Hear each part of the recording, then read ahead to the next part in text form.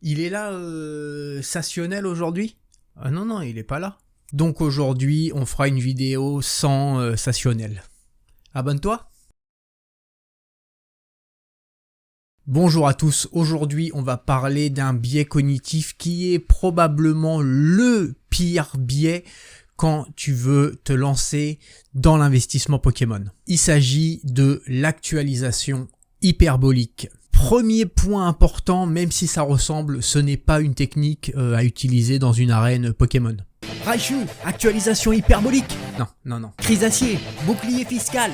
Non plus, arrête. Non, c'est pas ça. L'actualisation hyperbolique est un biais cognitif qui te fait préférer un plaisir immédiat à un plaisir futur. Même si il est plus important. Comme tous les biais cognitifs, on y est tous sujets, et en gros celui-ci c'est, voilà, tu préfères que je te donne 5 € maintenant plutôt que d'avoir 50 € dans 6 mois. Imagine les dégâts dans l'investissement. C'est aussi, entre parenthèses, ce biais-là qui pousse aux achats compulsifs. Tu sais, t'es dans un magasin, tu vois un truc et là il te le faut tout de suite. Bon bah là, il y a de l'actualisation hyperbolique qui travaille. Pour ma part, la dernière fois que j'ai été confronté à ce biais, c'était il n'y a pas plus tard que la semaine dernière. Je suis au centre commercial avec ma femme et puis le bébé, et puis on finit par Toys R Us.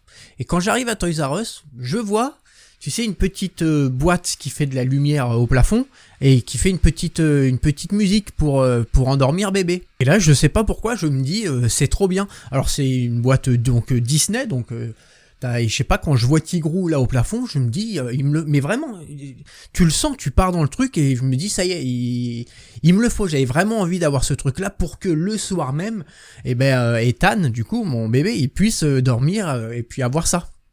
Alors en fait, il dort très bien sans, hein.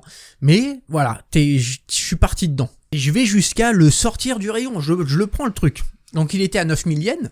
Et puis ma femme, elle me dit, attends, 2 minutes, peut-être qu'on peut regarder sur internet, peut-être le trouver moins cher, ou peut-être trouver un autre modèle. Comme dans chacune de ces vidéos, on va très vite parler de l'impact que ça a sur le marché Pokémon quand tu achètes et puis quand tu vends. Quand tu es investisseur, ce biais-là, ça va surtout t'attaquer quand tu vends. Mais j'aimerais juste avant 2 minutes te parler de quelque chose. Dans le monde scientifique, il existe un test qu'on appelle le test du chamallow, qui est assez connu, qui a été fait dans plusieurs pays, mais qui est assez décrié pour plusieurs raisons, notamment parce que c'est fait sur des enfants. Le test est le suivant: on place un enfant devant une table avec un chamallow, et le deal c'est, voilà, je te donne ce chamallow, il est à toi, tu peux le manger tout de suite, ou sinon, moi je vais sortir, quand je reviens, si tu l'as pas mangé, je t'en donne un deuxième.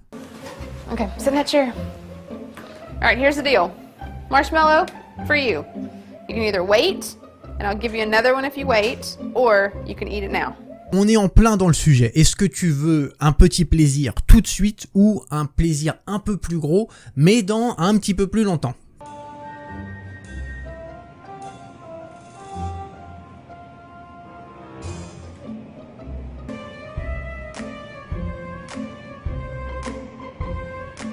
Alors bon, il y a des minots qui ont direct gobé le chamallow, il y a des minots qui ont attendu un petit peu mais qui ont fini quand même par manger le chamallow, et puis il y a des enfants qui ont attendu jusqu'à ce que l'adulte revienne et qui ont eu 2 chamallows.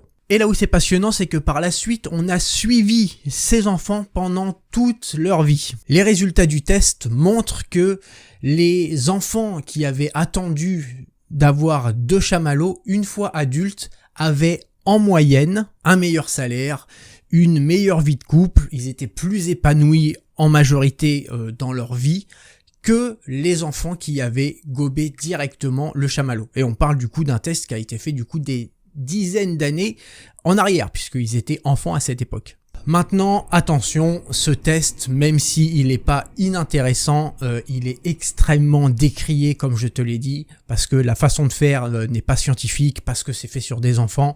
Voilà, il y a plein de gens qui expliquent que ce test est un petit peu bullshit. Mais c'est toujours intéressant de le connaître. Bon allez, on attaque le marché Pokémon. Quand tu veux investir dans Pokémon, ce biais cognitif va intervenir à l'achat, peut-être te faire acheter des choses qui sont pas forcément très intelligentes. On en revient à l'achat compulsif dont on parlait tout à l'heure. Mais ça va surtout intervenir à la vente. C'est ce qui va faire que tu vas être pressé de vendre pour récupérer tout l'argent que tu as gagné. Si tu as un objet un peu rare, scellé, que tu as acheté 200 €, et puis aujourd'hui il vaut 400, et puis il y a une nouvelle édition qui sort, alors qu'est-ce que tu fais? Tu vends ton investissement, tu récupères directement tes 400 €, ça te permet d'acheter les nouvelles éditions, de te faire des ouvertures, de te faire plaisir, ou alors tu le gardes pour espérer le vendre encore plus cher plus tard. Et c'est vrai que souvent, il faut garder. On va parler vraiment en globalité, hein, en moyenne. Je sais, je suis au courant qu'il y a des disparités, mais en moyenne,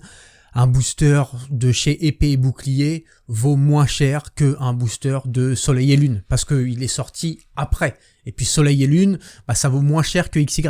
XY, ça vaut moins cher que Black and White, etc., etc., jusqu'à arriver à des boosters, le set de base ou des boosters Wizard. Si on parle par exemple des boosters japonais en Wizard qui sont sortis à 300 yens, c'est marqué sur le booster 300 yens, et aujourd'hui ils valent entre 20 et 30 000, donc ils ont fait x100.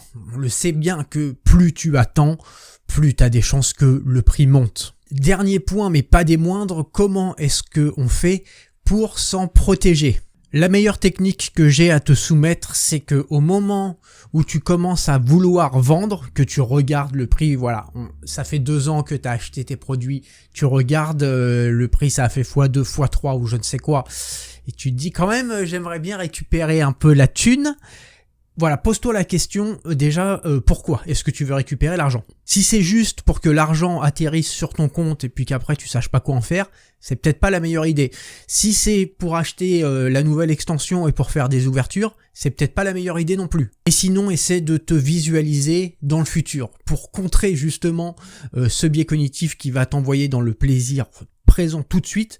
Essaye de visualiser ta collection de cartes Pokémon et de te dire dans 5 ans comment t'aimerais qu'elle soit. Et est-ce que les 400 € que tu vas récupérer maintenant, est-ce que ça va vraiment te rapprocher de ton objectif de collection dans 5 ans, ou est-ce qu'il vaut mieux que tu les gardes et puis que tu les vendes un peu plus tard pour agrandir encore plus ta collection? Voilà, c'est la fin de cette vidéo. Dernière petite information pour toi qui est resté jusqu'à la fin. Dans la prochaine vidéo, je vais faire un concours où tu vas pouvoir gagner ce petit Noctali en PSA 10. Donc n'hésite pas à t'abonner à la chaîne, à clocher. Voilà, si la vidéo t'a intéressé, à la partager. Et puis je te retrouve très bientôt pour une nouvelle vidéo. Allez, bye!